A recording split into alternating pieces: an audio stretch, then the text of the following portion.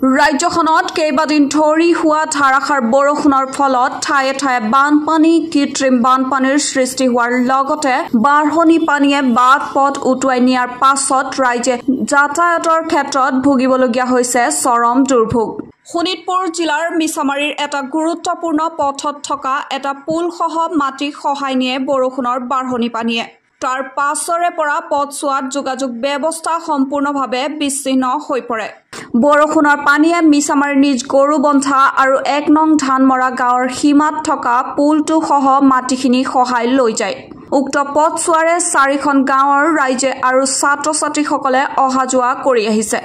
পথছোৱা লোক নিৰ্মাণ বিভাগে শীঘ্ৰেই নিৰ্মাণৰ ব্যৱস্থা কৰি ৰাইজ তথা ছাত্ৰ-ছাত্ৰীসকলক উপকৃত কৰিবলৈ ৰাইজে দাবী জনাইছে।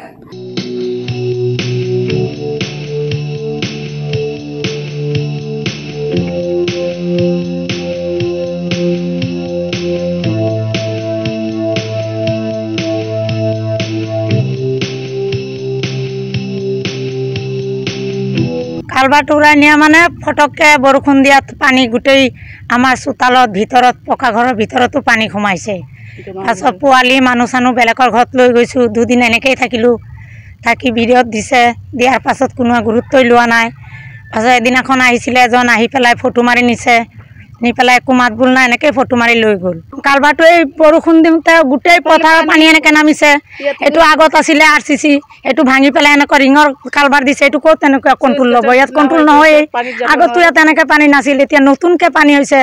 সেইটো নতুনকৈ দিয়াৰ পাছৰ পৰা এনেকৈ পানী অহা যোৱা নকৰে। ইয়াত এক কঁকাল পানী থাকে পথাৰটোত, এনে এতিয়া যেনে পানী আছে তেনেকুৱাই থাকে বছৰে বছৰে। এইবাৰতো এক কঁকাল পানী। বৰষুণ দিলে গোন্ধত আমি ভিতৰত থাকিব নোৱাৰোঁ। অহা যোৱাত কষ্ট মানে এতিয়া এই বোকা দি অহা যোৱা। স্কুলৰ পোৱালি ছেকেণ্ড ইয়াৰৰ আছে, হাই ছেকেণ্ড ইয়াৰৰ আছে, পাছত এই যতীন্দ্ৰ স্কুলৰ আছে, বহুত পোৱালি আছে এইফালে অহা যোৱা। সেই পোৱালিৰ এতিয়া দিগদাৰ হৈ আছে। এতিয়া হেমন্ত বিশ্ব শৰ্মা ছাৰে যি ব্যৱস্থা লওক আৰু কালভাৰ্টটো যে উৰাই লৈ গ'ল পানী, এইটো মানে আমাৰ এৰিয়াৰ ৰাইজৰ বহুত প্ৰব্লেম হৈছে। কাৰণ ইয়াত সৰু সৰু পোৱালি স্কুলত যাতায়াত কৰে। এইটো হ'ল আমাৰ ১ নং ধানমৰা মিছামাৰী অঞ্চলত হয় এই ৰোডখন। আৰু ইয়াৰ পিছফালে আমাৰ নিজ গৰুবন্ধা ৰোড, মানে দুটা ৰোড কানেক্ট হয়। আৰু ইফালৰ পৰা মানুহ ইফালে যাওঁতে বহুত অসুবিধা হৈছে। সেইকাৰণে সিহঁতৰ বহুত কিলোমিটাৰ দূৰ ঘূৰি কেনে এতিয়া স্কুল বা কলেজত যোৱা হৈছে সিহঁতৰ। তো এইখন এতিয়া আমাৰ মানে এইটোৱেই মানে আবেদন PWD ৰোডত আৰু আমাৰ চাৰ্কেল অফিচাৰ ঠেলামাৰাক যি মেম আছে SDC, যে এই পুলখন যি আছে ইয়াত কালভাৰ আছে, আমাৰখন কালভাৰ নালাগে, আমাৰ ইয়াত RCC পুল লাগে। নহ'লে কি হ'ব, এতিয়া নৰ্মেল বাৰিষাতে ইমান অৱস্থা হৈছে, যদি আগত আৰু বেছি বাৰিষা হয় বা বেছি বৰষুণ দিয়ে তেনেহ'লে এনেকুৱা লাগি আছে। কাৰণ ৰিচেণ্টলি আমাৰ ইয়াত 7-8টা ঘৰ অলৰেডি ডুবি গৈছিলে। তো এনেকুৱা হ'ব পাৰে কি আৰু মানুহ ঘৰ ডুবিব পাৰে। সেই হিচাপত আমি চাওঁ যে এইখন অতি জল্দি, মানে যিমান জল্দি পাৰে এইখন আমাক প্ৰব্লেমখন চলিউশ্যন কৰি দিয়ক। এই ৰাস্তাখন আমাৰ নিজ গৰুবন্ধা হৈ কেনে এইফালে 1 নং ধানমৰা হৈ কেনে গৰুবন্ধা যায়, আকৌ গৰুবন্ধা হৈ কেনে নিজ গৰুবন্ধা হৈ কেনে 1 নং ধানমৰা হৈ পেলাই এইফালে নিজ গৰুবন্ধা হৈ কেনে যায়। মানে ৰাস্তাখন দুয়োফালে গৈ কেনে গৰুবন্ধাই আমাৰ কানেক্ট হয় ৰাস্তাখন। আৰু এইফালে গ'লে বাজবাৰা কানেক্ট হয়, আৰু এইফালে গ'লে দীঘলজুলি কানেক্ট হয়। মানে এই ৰুটটো মিনিমাম আপোনাৰ 4টা গাঁৱত কানেক্ট আছে এই ৰুটখন। আৰু সেইকাৰণে মানে চবৰ যাতায়াত কৰোঁতে বহুত প্ৰব্লেম হৈ আছে।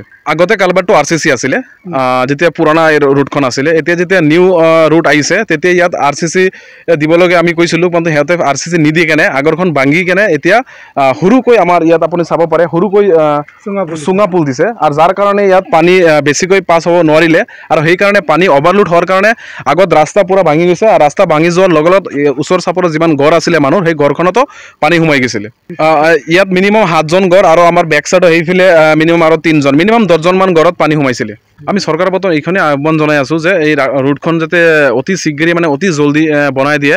আৰু আমাৰ গাঁৱৰ ৰাইজে যেনেকৈ চাইছে তেনেকৈ যাতে বনাই দিয়ে। কাৰণ যিটো ইঞ্জিনিয়াৰে PW যিটো ইঞ্জিনিয়াৰে মানে সি ইষ্টিমেট আনিছে যে ইয়াত এইটো বস্তু নহ'ব, এনেকুৱা হ'ব, সেইটো চিষ্টেমত একচুৱেলি নচলে। কাৰণ ইয়াত আমি থাকোঁ, আমি গম পাওঁ কেনেকৈ পানী যায়, সিহঁতেতো গম নাপায়। সেই হিচাপত আমি চাওঁ যে এইখন আমাৰ ৰাইজৰ মতে এইখন কালভাৰখন হ'ব লাগে, মানে আৰু RCC টাইপ।